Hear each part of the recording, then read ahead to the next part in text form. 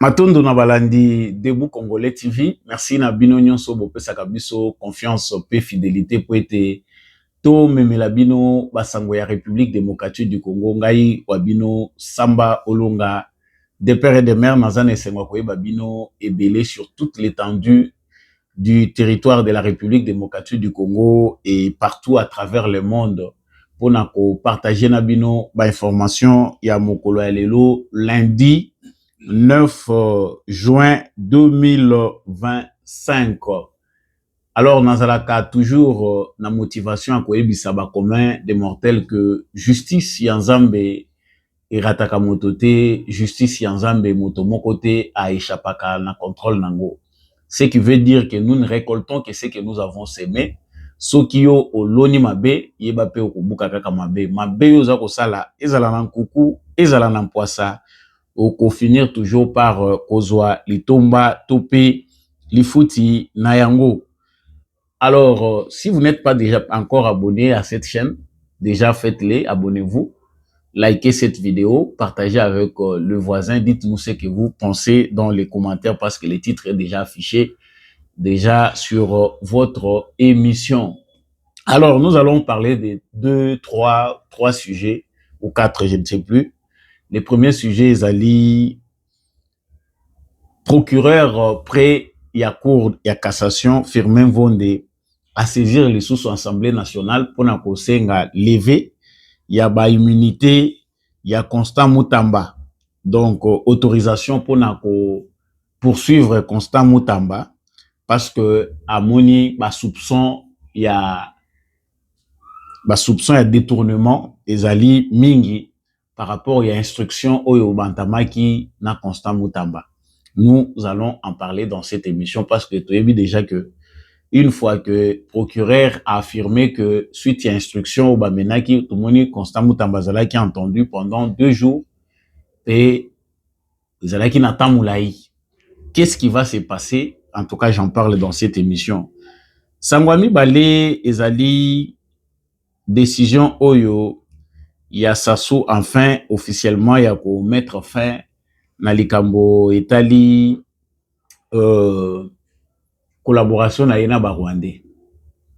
Nous allons parler ici officiellement le gouvernement de Denis Sassou Nguesso bazui décision ya ko mettre fin na collaboration na bango na Rwanda.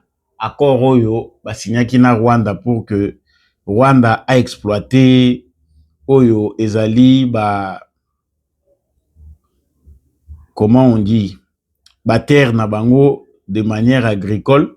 Cette décision là elle est maintenant refusée. Baboyi pa na bango na Rwanda balobi ke parce que Rwanda respectait te oyo bayokanaki na bango. En tout cas, je vais en parler aussi dans le cadre de cette émission. Et puis on va parler aussi un tout petit peu de cette histoire de pacte pour les camps de la patrie initié par Martin Fayoulou Alobi après rencontre naïna Félix Tshisekedi Kesingeli quand moko ya patrie ezala créé. Mais déjà azali déjà na ba opposant Jean-Marc Aboud Alobi mutu moko ta ko se prévaloir ko créer quand moko ya patrie. Donc aza ko s'attaquer na Martin Fayoulou. Martin Fayoulou pas azali ko se justifier par rapport ya Lisolo ya betaki ya quand ya patrie. Nous allons en parler dans cette émission aussi. Toye bani neza kozela bango batu pe a peu perdre bato bazali proche ya Kabila. Balobi que mutu moko te akoki kozwa monopole ya koloba ke yende ka moko nde mutu ezali ya patrie, ka mususu ezali ya patrie te. En tout cas, c'est ce que pense bato bazali proche na Joseph Kabila. Voilà tout pour l'émission qui vous sera présentée tout à l'heure na ba onde ya Debout Congolais. Merci à tous ceux qui nous rejoignent déjà. Vous pouvez déjà liker cette vidéo, partager avec le voisin, vous abonner si vous ne l'avez pas encore fait et dites-nous ce que vous pensez dans les commentaires. Alors, je venais de dire que Makambo ezali kolekawa ezali que premièrement, les ministres de la Justice et garde des Sceaux azali na ba problème ezali ko continuer ko landa ye. Pendant que bato bakanisaki que cette affaire va s'arrêter là. Ndenge pour la plupart ya ba Congolais bazali ko apporter soutien na bango na ministre ya justice.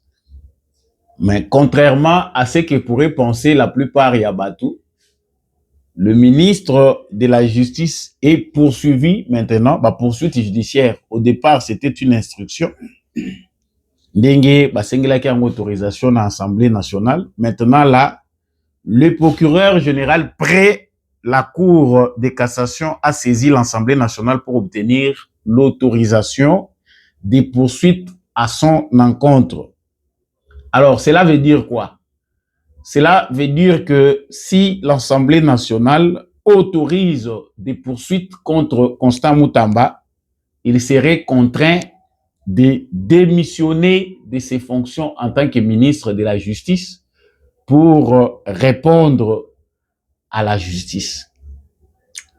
Ça, c'est un scénario que la plupart ya bato yo bazalaki au singa kolandela de près procès à Constant Moutamba ba imagina ki te ba mususu pe basi ba imagina ki balobi ke Constant Moutamba oyo akozala na makambo eza kolanda. Alors, qu'est-ce qui se passe?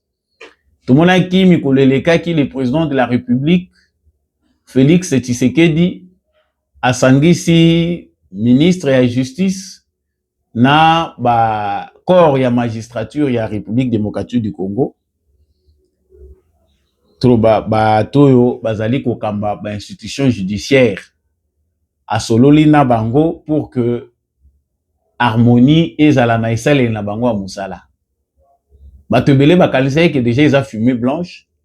Ba mususu pe ba monaki déjà que ezali implication ya président de la République pour na empêcher que crise ezala te. Et après cette réunion-là tenue par le président de la République, na ministre de la Justice et les autres oyo bazali acteurs ya ba institution judiciaire, tomoni Constant Moutamba kendaki ko répondre na invitation ya procureur près cour ya cassation bantandaki na avocat général kuna. Et makamba solo la ki kuna comme ndenge balobaka kaka instruction ezalaka secrète. Rien n'avait filtré de leurs échanges na makambo Constant Moutamba lobaki kuna. Donc akendaki un lundi, azongi lisusu un vendredi, toujours accompagné ya ba centaine ya ba partisans na ye bato baza ko soutenir Constant Moutamba ba accompagner qui est kuna na cour à cassation. En tout cas bazela qui est jusqu'à la dernière audience topé na ndenge bayoka ki mikoleleka ki awa bato bazela ki ti jusqu'à ce que basan patientaki. Mais awa pour na procureur près ya cour ya cassation amoni que ba soupçon ezali mingi ezali ko peser sur Constant Moutamba.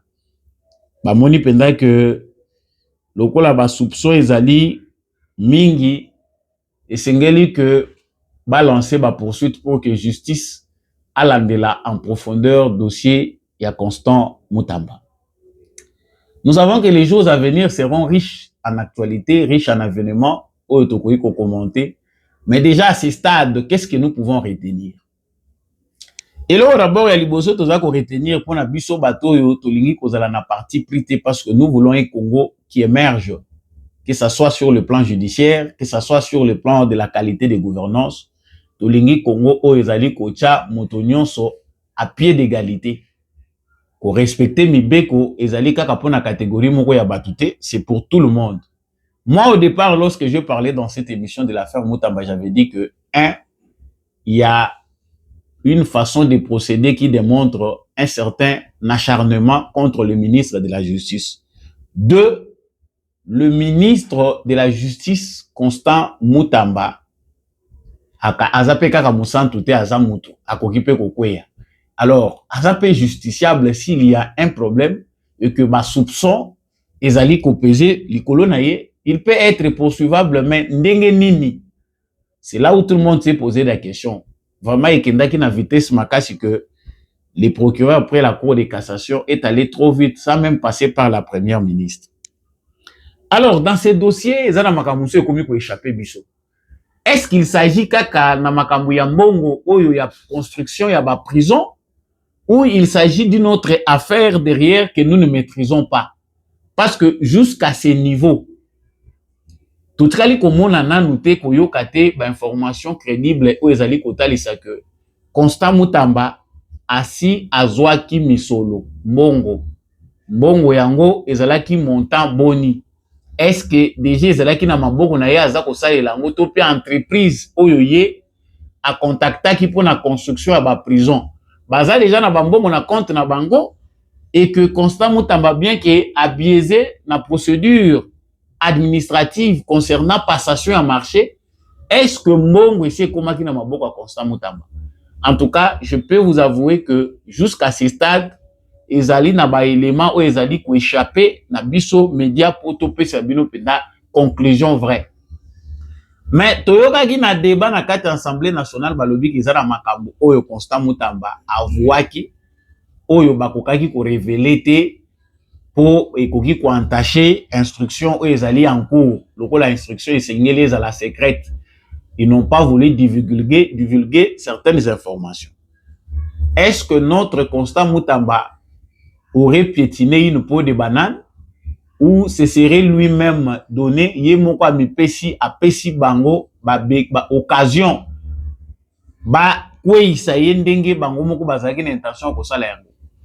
J'ai parlé beaucoup de Constant Mutamba sachant que pour na biso jeune, c'est une fierté d'avoir Constant Mutamba comme ministre de la Justice, outre ce qui peut lui être reproché aujourd'hui. Bamoussous balobi aza populiste, alinga laksanine.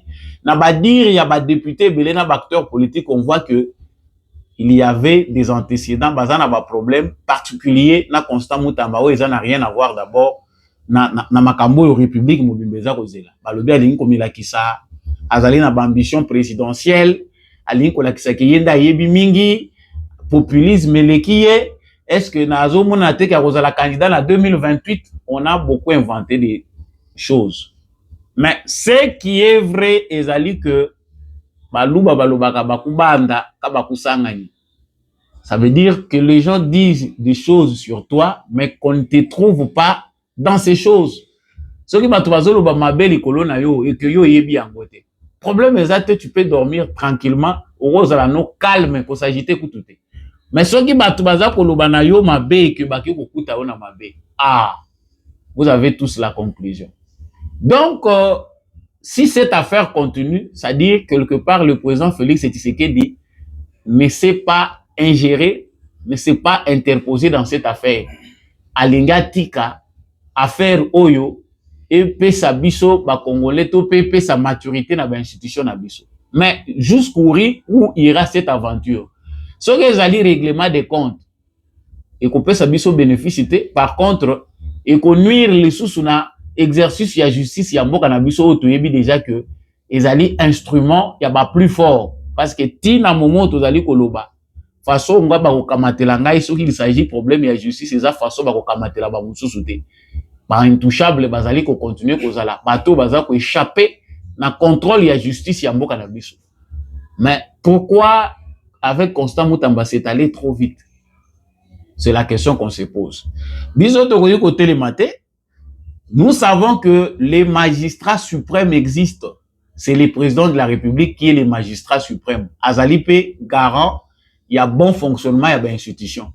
S'il y a un problème qui entache le bon fonctionnement des institutions, c'est au président de la République à travers son arbitrage, il y a kokota.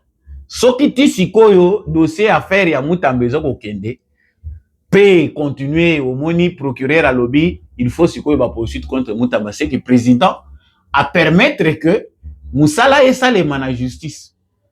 Parce que le président de la République soka monaki makambo biso toza komona. Amoni réellement que Mutamba azali na problème, les kabylistes basali ligue contre yé et que ce n'est pas bon pour notre justice, le président aurait alinaka sala quelque chose pour que makambo comme à niveau et comité. Alors moi je me suis posé des questions, bino pe beaucoup koloba ndenge boza ko banza na ba commentaire.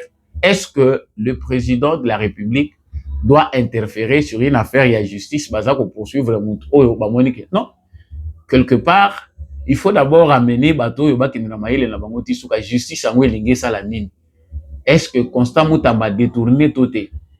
Naza sûr que information ezali ebele ou ebombami avec ce que vient de faire le procureur près la Cour de cassation, on peut avoir accès maintenant à d'autres informations parce que jusqu'à ce stade, si c'est pour une démarche administrative, on ne voit pas pourquoi Constant Mutamba serait poursuivi en justice. Est-ce que ce qui Moutulelo a sali procédure et a passation de marché dans le non-respect? Parce que procédure a pesé en cours. Il y a un valoir et une poursuite judiciaire. Selon avis à bateau, il y a un dossier selon sur le plan judiciaire ou administratif, ceux qui marchaient respectaient les normes étaient c'est ça la sanction la plus adaptée. Mais eux ils ont poussé que balande la Mutamba tout monde ezane loko musu bazako wele. Mais tata mokonzi ekolo il faut atteler malande la déjà dossier oyo parce que makambo ebele toza le rôle la prise en étau par les kabilistes. On se demande, Kabila est parti, mais l'ombre de Kabila plane encore dans les institutions parce qu'il y a des gens qui réfléchissent encore à la manière de l'époque de Joseph Kabila. Makambo ebele zanano ya ba règlement de compte, ba dossier ebele ya mboka o justice ekoyi kolandela, bazo betango kara, mais tout moni bazo s'occuper na mususu. Je ne le dis pas pour dédouaner Constant Mutamba. En tant que ministre, il est redevable. Mais est-ce qu'affaire oyo ezaya solo dans les prochains jours de tokoye ba suite? On a pas essayé qu'il y ait une assemblée nationale. Ba ennemi à Mutanda baleke belé. Commission ezaki chargée à examiner makambo nanu ya o etali pour na makambo instruction. Bazalaki très contre Mutamba. Mais awa lisusu ndenge keiboyi ba koyokele mao. On voit que la plupart des députés oyo bazako constituer ba commission wana bazana bango pro Mutanda te. Kamere ye moko Vital Kamere azali kolakisa clairement que yep azaka na même état d'esprit bato yo balingi Constant Mutamba. La République doit rester vigilante, le peuple congolais aussi. Mutamba c'est un jeune, nous la pression beaucoup parce que énergie oya memi ya kolobela quand même makambo toza ko yokango et sali quand même que ba bisika mususu ba bevu ezali bato baza ko sala mabe baza ko banga bazongi sima par rapport à énergie oya kotisi. Sangwami balé na lobaki awa ezali makambo ya Brazzaville na Congo. On ne sait pas comment le président Félix Tshisekedi gère les dossiers avec le Congo Brazzaville, mais ba compatriotes belé baza ko banza que affaire ya construction ya pont route rail na Congo Brazzaville, il faut ezala nanu mi na placard. Ezala mi na placard jusqu'à nouvel ordre. Donc Denis Sassou Nguesso ye atenaki kaka ke ba Rwandais ba continuer kaka kosala projet na bango wana na ye. Sikoyo awa aye koloba balobi non pona bango sikoyo bazui décision. En tout cas, le rôle la Rwanda a respecté te ou ezalaki ba clause, ba principe ou ba pesa ki pour la session à bataire na makambo ebele sikoyo ba moni que ba résilier contrat wana accord wana ezali sous-souté. Et pourtant, les Congolais avaient dénoncé à leur temps, attends ces projets, insécurité. Ça ne sera pas l'insécurité seulement pour la République démocratique du Congo, mais c'est aussi pour les Congo-Brazzaville.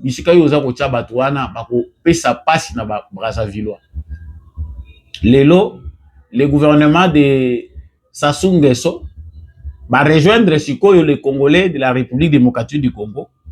Les Congolais de Kinshasa va rejoindre Bissou na makambo tozalaki koloba. Et la punition adaptée à ça, c'est que dans un premier temps, ba projet nyonso commun à Brazzaville, il faut qu'on sursoir rangonan. Total ananu makambo ndenge za ko kendele simande to ya kolandela makambo na si. On voit que le président Félix Tshisekedi aza trop un peu conciliant.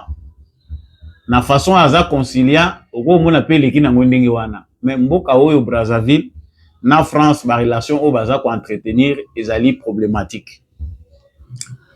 Et je vais terminer par cette information. Alta la manipulation, bato bazali koloba makambo ebele.